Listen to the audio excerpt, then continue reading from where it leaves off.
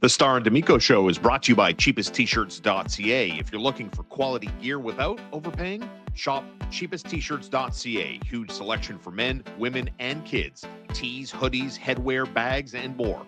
Proud Montreal business. Order today, ship today, delivery tomorrow. That's cheapesttshirts.ca. Local, fast, and affordable. Brought to you by instacustoms.com.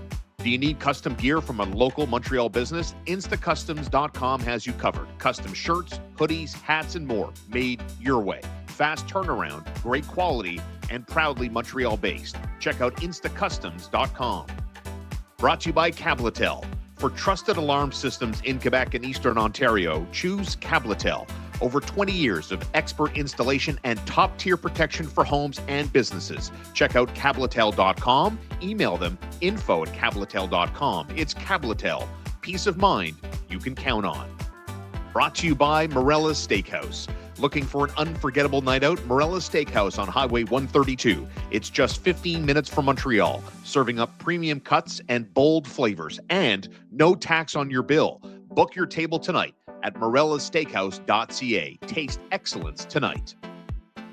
Brought to you by Little Bear Pet Store. Give your pet the best with Little Bear. Online, littlebearonline.com. A family-owned business in Montreal for 30 years. Chuck, Evie, and their amazing staff. Top brands, great prices, and real care for your pets. Shop online or visit them on St. Catherine across from Westmount Square. Brought to you by McLean's Pub. Head over to McLean's Pub, 1210 Peel Street in the heart of downtown Montreal. Great food, cold drinks, and big games on all the screens. Classic pub grub and an unbeatable vibe. McLean's Pub, good times and great company. There's Marco D'Amico. I'm Sean Starr. Two halves equal one Star and D'Amico Show on YouTube.com and wherever you get your audio podcasts like the iHeartRadio app. The Montreal Canadiens, Marco, while you were away on business, they had some interesting results. Losers at Washington, losers at Buffalo in a physical, fast-paced game in a 5-3 final. And I want to talk in particular about that game, and I think lessons learned. What the question is, what is Montreal missing in order to level up and become a contender?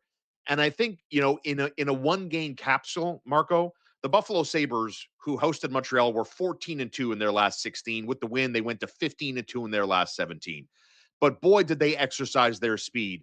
Boy, did they exercise that physicality. And for me, part of the takeaway, Marco, and now you get to weigh in here, was, do the Canadiens have the poundage to win multiple rounds, to get to a conference final, to get to the Stanley Cup final and legitimately compete? So let's talk about some missing components as this fan base hopes one day that this team will level up in a significant way. What about that angle? About, again, a one-game sample, about how Buffalo pressed their physicality and maybe exposed the flaw within the Montreal Canadiens? Yeah, I think we've seen it. The Canadiens have struggled against the more physical teams, the teams that are able to not only be aggressive against them, especially on the rush. You saw it against the Ottawa Senators on Saturday. The Canadiens have come in along the wings and try to dump and chase, or come in with possession. And basically what ends up happening is the defenseman will be waiting for you kind of at the high circle, and the center will kind of come and clamp towards you so that you get crunched against the boards. And as you get crunched against the boards, you lose possession, puck goes back the other way. And I think we've seen that a lot. The same thing could be said with the Canadiens going to the high danger areas. The Canadian shooting percentage goes incredibly up the moment that they're in the high danger area. And I'm not making crazy claims here. This is a common theme in the NHL. And go to the high danger areas, you get rewarded. And so it seems to be, to me, there's a lot of talent. There's a lot of speed. But similarly to what we saw in the playoffs against the Washington Capitals, there remains the issue of being able to adapt to teams that want to impose themselves physically against the Montreal Canadiens. And I think that is an area of need. I feel like the Canadiens eventually are going to have to get an extra piece of muscle in their top six to help, because right now Slavkovsky does a really good job of doing that for the kid line. I think we all agree that's why they're effective. He creates a lot of space, goes in deep, is able to make space for himself in the slot. That's why he's been so effective at tipping pucks and shooting right in the high danger area between the two dots. So I think the Canadiens have a piece, and it's the reason why they selected him first overall. But I do feel like they're, at least from a top six perspective, they need one more guy that can kind of do that. But then, and this is a real conversation. Then we need to reevaluate the Canadiens' bottom six, because there is going to be the area where, when the top six is being heavily checked, they're the ones that are going to have to rise above and impose themselves physically against the opposition's top line. I can't help but think about, if Josh Anderson had a better finishing touch, and I know he scored Saturday on a nice, smart hockey IQ play, saw his goaltender kind of out of position and threw a snapper towards the back of the net, and it beat Maryland on Saturday night, and the Canadiens come back 6-5 overtime victory, right? But if he just had a better scoring touch, I mean, he's the guy for me all day. Speed, physicality, he's not intimidated. He can be an intimidator because of all of those things, how fast and how hard he hits. But the thing is, like, let me just riff off. You dropped the name Kiefer Sherwood of the Vancouver Canucks, right?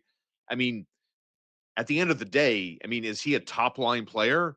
No. Is he right? So if that's the type of player, I guess the question I have circling in the back of my mind is, like, where does that guy come from? Where do you go find him? There's only so many Tage Thompsons in the world. You saw him last week. He scored 5 points. There's only like one Tom Wilson. It's like everybody knows the Canadiens need it, but there's not a lot of guys that are out there.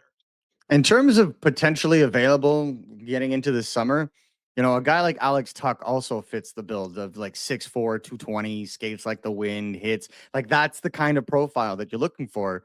And so when we look back on drafts and we say, hey, maybe the Canadiens should have picked Logan Cooley or Cutter Gauthier instead of Juraj Slafkovsky. I mean, I'll give you, Gauthier had a fantastic start to the season and continues to be a good piece for the Ducks. It's no surprise that Juraj Slafkovsky has taken off now that he's comfortable in his body, and over the last 2 months is on a point per game pace. Second half Slav in the first half. It is something to behold, because it's important now. But his performances are going to be ever more important when the Canadiens are going to be competing in the playoffs, because he is showing that he can play in tight spaces and he can make space along the boards, play that cycle game. Whenever the Canadiens decide to stop playing cute and start getting pucks on net, that's when Juraj Slafkovsky shines the most, because it's no nonsense.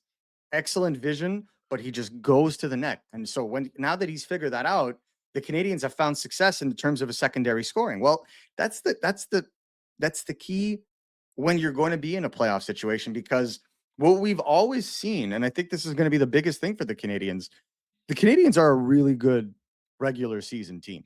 Yes. But in a 7-game series, they lose Saturday night's game against the Ottawa Senators, against a playoff team that has studied them thoroughly.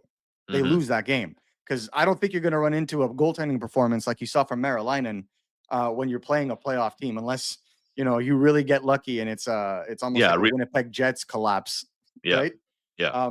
So you have to be mindful of that. I like the fact that you bring up Josh Anderson, because that's exactly what I think the Canadiens need. The Canadiens need the player that Marc Bergevin thought he was trading for 100% at the time in 2020, who had just come, like, prior to his surgery in 2018, 2019, had come off 27 goals and hit everything that moved.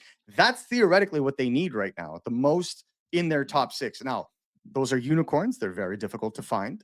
And as much as we call Florian Xhaka a unicorn, I don't think he's that kind of unicorn. Yeah. So it's something to keep your eye on. The Canadiens are very well aware that they need to get tougher, but tougher doesn't necessarily always mean the big guys. It also means guys that are young enough, but that have significant playoff experience. And I think that's also where this can kind of come into the top six. But the bottom six, and I think Sean and we've talked about this for a while. I'm not a more size guy. I'm not. I never will be. But there's something to be said about having a bottom six that is both roles heavy, so being able to play on the PK, power play, that's fine. Yeah. But one that does not shy away from physical contact. And I feel like right now the Canadiens' bottom six shies away from physical contact. They're also not the fastest out there, right? Like in terms of high energy. Like Brendan Gallagher's always been this fearless player for the Montreal Canadiens, but I mean, I don't need to state this, but I will anyway. The guy's deep on the back nine of his playing career, right? But you saw him against the Buffalo Sabres last week. I mean, the guy's still fearless at this stage of his career. Yeah. Phil Yeah. Deneau doesn't look like the fastest guy. He's still looking for goal number one. Jake Evans not an overly physical player. Sammy Blais, who was scratched from Saturday's game, right? I That mean, was funny. I think to me, like when you talk about, because I kind of see your way. Listen, being big is great. It allows you to absorb more Being contact tough. but that's the key word. You want guys who are tough, and I think that's why Blake Coleman's name, in his mid 30s there kind of stepped up. Not the biggest guy, but plays a Mm, tough role and is a great yeah. teammate in Yeah. Calgary's room, right? I Yeah. mean, I think to me that illustrates kind of Mhm. what you were talking about and the makeup of a player that you I was gonna I'm mixing the two names, Gordon and Hughes, are looking Hugo. for to round out their team. So it's interesting that, like, if you're looking at the priority, do you think that the management is concerned about the bottom six as they push towards a playoff spot and try to be a team that won't get pushed around like the squad you saw last year against Washington? I think that there's an understanding that they do wanna get bigger. Do I think that it's a we must do everything right now kind of situation? No. I think there is still a plan for the long term. The Canadians have done a good job of drafting some behemoths of late. Yeah. Obviously, Florian Jacki fits into there. Tyler Thorpe, currently playing in Laval, fits into there. Hayden Papanikis fits into that. Like these are big boys. So the Canadians have basically looked at that. And I'll even add, Zurovsky is not a small player either at 6'2". He's just got to fill out because 176 pounds at 6'2" is just not there yet, right? Yeah. But Yeah. once he fills out, maybe like close, like Demidov, closer to like the 195, 190, 195 range, he's going to be a hard guy to push off because he's got a good, strong, lower gravity to him. His center of gravity is very low, a la Crosby in some situations. I'm not saying they're similar in any way, shape, or form, but it's just hard to get him off the puck when he has possession. So guys that play tough, guys that are difficult to get off the puck, where I feel like the Canadians right now, a light tap on some players and the puck is gone, right? So that kind of regular season style, I get it. You can't play a playoff style 82 games a season. You will not make it, especially with this current calendar.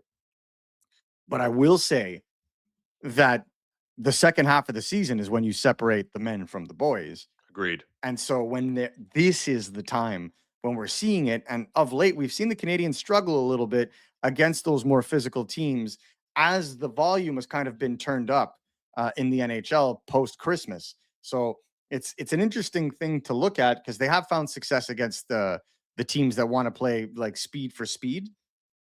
I just feel like there's way more east west in the playoffs. And to me, I think it needs to be addressed on their bottom Mm, six mm. earlier and in their top six eventually.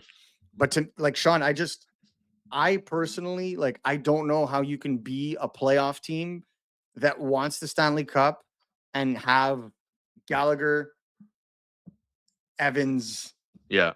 like on your fourth. I can't. And they've done great for this team, but I just feel like in the playoffs, those two kinds of players Mm.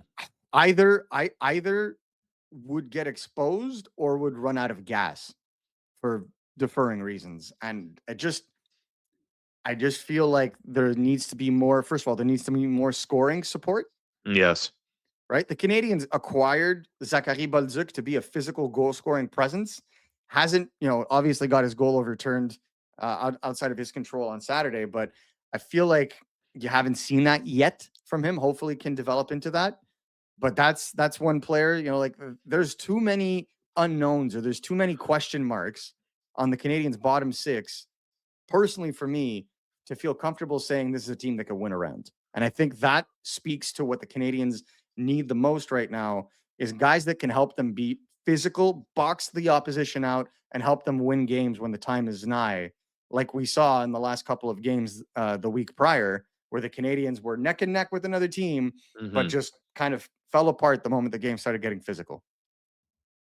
So the Mm, takeaway for me is if Gordon and Hughes are going to make moves plural, then it's going to be to get more experience and get a little tougher physically, mentally to round out the bottom six. If I had to guess an area of what they're probably going to fix in season, I would guess Yeah. towards that category more than I would guess that they're going to trade a significant asset in order to get someone better than, let's say, Alex Texier now to play on the Canadiens' top line. Is that a fair takeaway?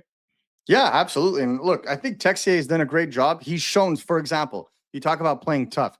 Alex Texier has shown an ability to want to get his nose dirty, go into the Agreed. corners. He's Yeah. got good size, 6'2". And that's the reason why the Canadians signed him, because he's going to be a value piece on the Yeah. Canadians' bottom six when everybody's back. And so more of that, I think, is what is necessary. Being able to meld a good combination of size, skill, defensive acumen. That's what's going to help them, because when they do, and they will get injured down the stretch, guys that can go higher up in your lineup that can continue to contribute with value. There's Marco D'Amico. Follow him on all your favorite socials. Of course, one half of the Star and D'Amico show. Marco, thanks as always, and stay tuned. We got content all week right here on the Star and D'Amico show on youtube.com, where you can subscribe and like for free and get notifications and never miss daily Habs coverage right here on your favorite Habs channel. Marco, thanks, man. Always a pleasure, guys. Thank you for following.